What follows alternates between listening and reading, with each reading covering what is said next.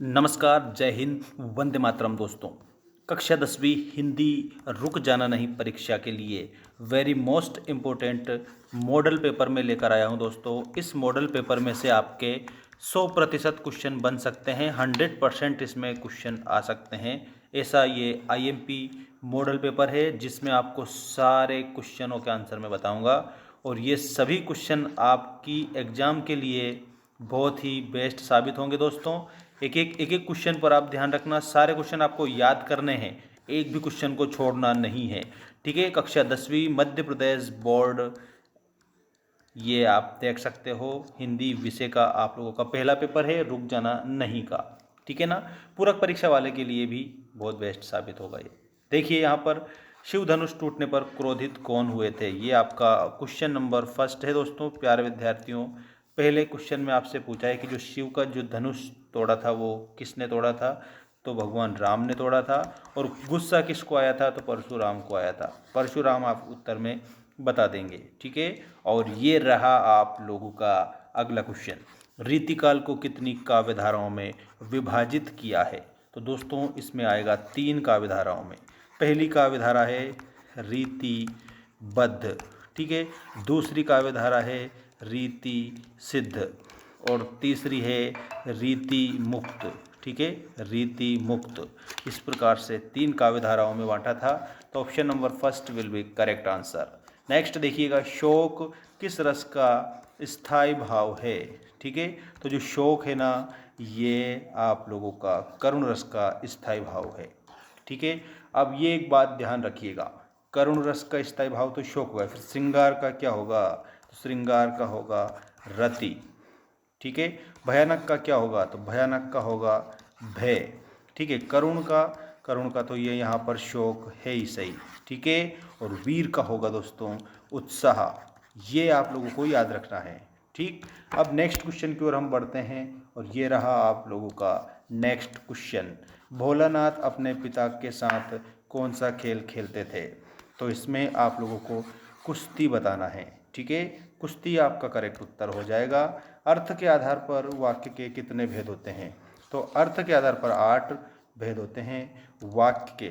ठीक है, नेताजी का चश्मा, ये रहा आपका मोस्ट इम्पोर्टेंट क्वेश्चंस, ये आप लोगों की एग्जाम दृष्टि से है। स्वयं प्रकाश इसमें उत्तर आएगा, नेताजी का चश्मा स्वयं प्रकाश की रचना है।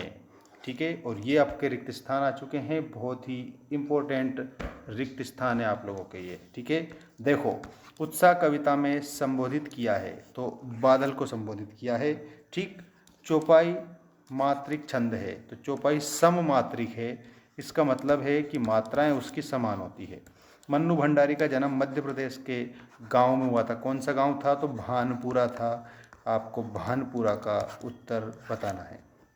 जिसके समान कोई दूसरा ना हो उसे क्या कहते हैं, उसको अद्वितीय कहा जाता है। ठीक है, तो अद्वितीय आपको उत्तर में बताना रहेगा सही तरीके से।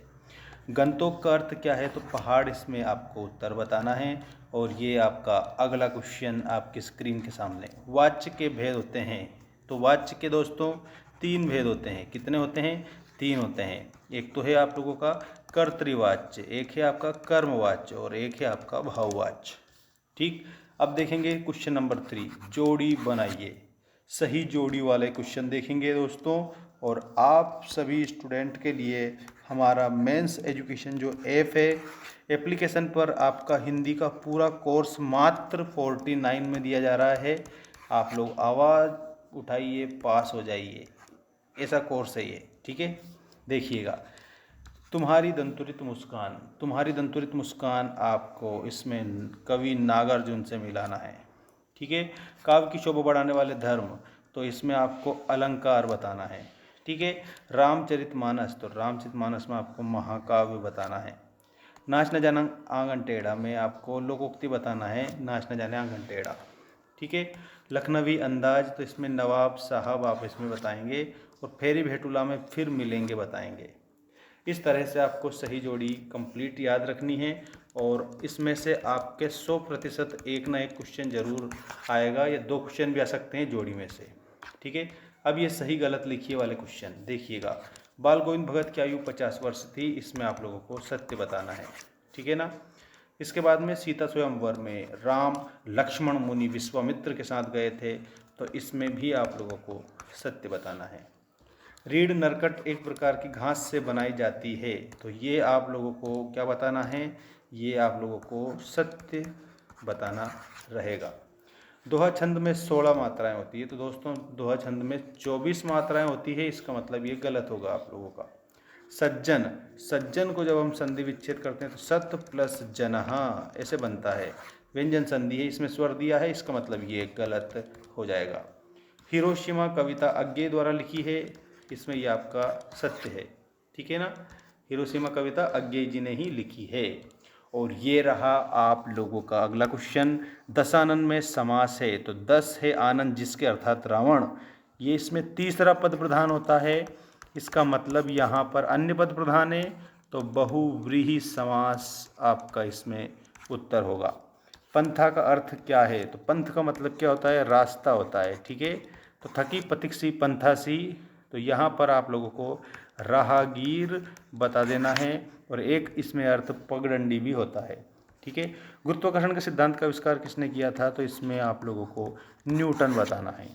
10वां रस कौन सा है, तो 10वां रस आप लोगों को वात्सल्य बताना है, इसका स्थायी भाव होता है वत्सल होता है। और वात्सल्य रस के सम्राट कौन हैं, तो सूरदास वात्सल्य रस के सम्राट कवि हैं। सूरदास की रचना है सूर सागर, ठीक है, सूर सागर, सूर सारावली, सूर सारावली।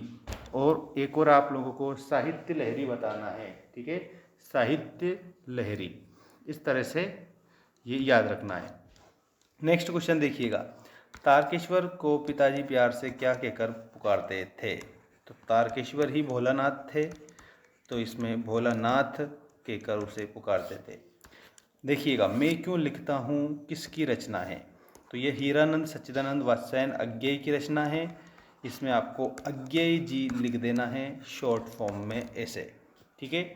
और इसके बाद रीतिकाल के दो कवि बिहारी और भूषण, बिहारी है एक तो और एक है भूषण, ठीक। अगला क्वेश्चन देखिएगा, गोपियों के अनुसार राजा का धर्म क्या होना चाहिए, तो प्रजा को ना सताए, प्रजा को ना सताए, ठीक है। और इसके बाद कवि के अनुसार फसल क्या है, तो किसान की संपूर्ण मेहनत, ठीक है, ये आपको याद रखना है। तुलसीदास और निराला का जीवन परिचय याद करके जाना। 2 रचनाएं, भावपक्ष कला पक्ष साहित्य में स्थान, हिंदी के 2 महाकाव्य और उनके रचनाकारों के नाम। देखिएगा, सबसे पहले तो आपको लिखना है पृथ्वीराज रासो, पृथ्वीराज रासो, इसकी रचना किसने की थी, चंदवरदाई ने इसकी रचना की थी, ठीक है। और दूसरा आप लोगों को लिखना है पद्मावत, पद्मावत, इसकी रचना किसने की थी, मलिक मोहम्मद जायसी ने इसकी रचना की थी, ठीक है ना। ऐसे आपको बताना है, मलिक मोहम्मद जायसी। रस के कितने अंग होते हैं, तो रस के कितने अंग होते हैं, 4 अंग होते हैं, ठीक है। पहला अंग आप लिखेंगे विभाव, ठीक है।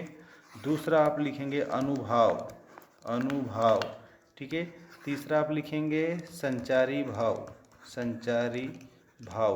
और चौथा आप लिखेंगे स्थायी भाव, स्थायी भाव। ऐसे आप इसे कंप्लीट करेंगे, विभाव, अनुभव, संचारी भाव और स्थायी भाव। पुनरुक्ति प्रकाश अलंकार की परिभाषा उदाहरण दीजिए, तो पुनि पुनि मुनि दिखाओ कोठारू, तो एक जो समान शब्द है, समान अर्थ वाले शब्द अगर एक से अधिक बार आए, उनका अर्थ समान हो, तो वहाँ पर पुनरुक्ति प्रकाश अलंकार होता है। दोहा छंद की परिभाषा उदाहरण से दीजिए, तो इसमें पहले और तीसरे चरण में 13-13 और दूसरे चौथे चरण में 11-11 मात्राएं होती है, उसे हम दोहा कहते हैं। उदाहरण में आपको याद रखना है, चलती चाकी देख कर, चलती चाकी देख कर दिया कबीरा रोए, दिया कबीरा रोए, ठीक है। 2 पाटन के बीच में साबुत बचाना कोय, ऐसा आपको इसमें बताना है। बाकी ये सारे क्वेश्चन आप अच्छे से हल करेंगे, क्वेश्चन को आपको छोड़ना नहीं है। देखिएगा, वाक्य परिवर्तित में सुशील पुस्तक पढ़ता है, आज्ञावाचक सुशील पुस्तक पढ़ो। देखिएगा, मैं यहाँ पर इसको लिख देता हूँ सुशील, ठीक है, सुशील पुस्तक, सुशील पुस्तक पढ़ो, ठीक है। ये आप लोगों का हो जाएगा। रोहित विद्यालय जा रहा है, निषेध रोहित विद्यालय नहीं जा रहा है, ऐसा आप इसमें बता देंगे, ठीक है ना।